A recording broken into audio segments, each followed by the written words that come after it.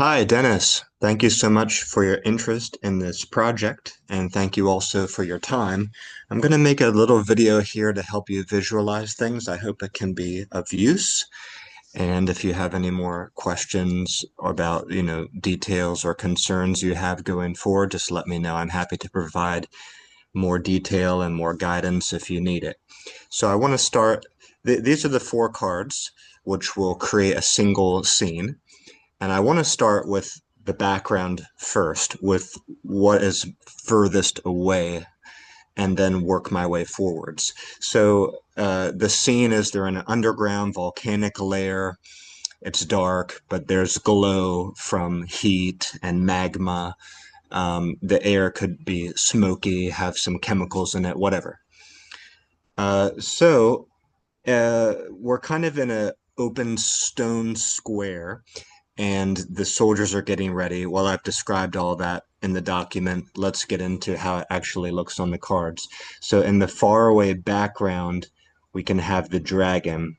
His head can be over here, and we can make him as small as necessary to make him look good in the card in terms of how he's arranged. The wings can be out here, like so, and the body and tail going all the way back to here. However that looks best, we can adjust him left or right, forward or backwards, to fit him in there nicely. That's how he will be. And then there can be little, where we have space, we can put little workers like here, or maybe over here, we can fit in little workers doing things. The dragon will be chained as he's getting ready for flight. Okay, now let me change the color here. This this region here is like the faraway stone square. And back in the background behind the dragon, we can put different walkways and vantage points. We can see further out there. We can do different pathways going far away into the distance out here. This is also area you can work with to create depth and distance. Okay. And then coming forward to where the main characters are in the foreground, or maybe mid-ground. I'm not a trained artist. I don't know what this would be. But anyway, the main character, we want to put them in this space here. We want to take advantage of this space for the main characters. And they don't all have to be exactly the same distance from us, the viewer. Some of the characters could be a little further back. Some could be a little further forward. Some could be turned slightly to the left or the right. They can be looking at different things to add interest and naturalness to the scene. They don't all need to be like statues standing there perfectly straight in a line. No, they're getting ready for their mission. But this is generally where they need to be because that's where the space is on the game cards. Okay, let's come forward a bit more again to, I guess, what you would call the foreground.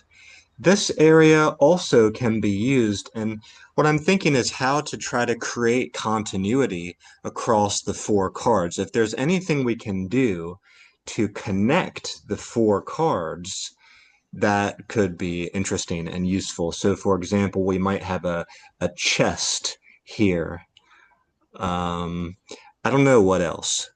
Something to think about, but just how to use this region. Let me just color this region in here to create uniformity. There could be some different things popping out. I don't know what weaponry, clothing, boxes.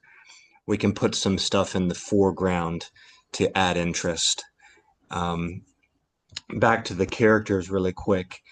If there's, for example, a weapon that they have, maybe a longer spear, or something is getting passed from one person to another, or maybe a trace of fire. I noted that I might like to have it indicated that they're Firecallers. So maybe one person, if he's charging a weapon and using his fire, maybe there's a little trace or a wisp of fire that crosses the card somehow. So if we can do that, it helps to unite the cards and create a single scene. It takes advantage of the fact that we're doing the quadriptych, right? So the dragon in the background helps unite it. The stones and the buildings in the background, the pathways could help unite it. The characters don't really unite it because they are standing alone in each card, but then maybe again this foreground area can help to unite it. And if we can think of some creative or interesting ways to cross over the different cards and unite the scene, that would be valuable. That would be fun. Okay, hope this little video helps. Thank you so much, and I look forward to hearing back from you.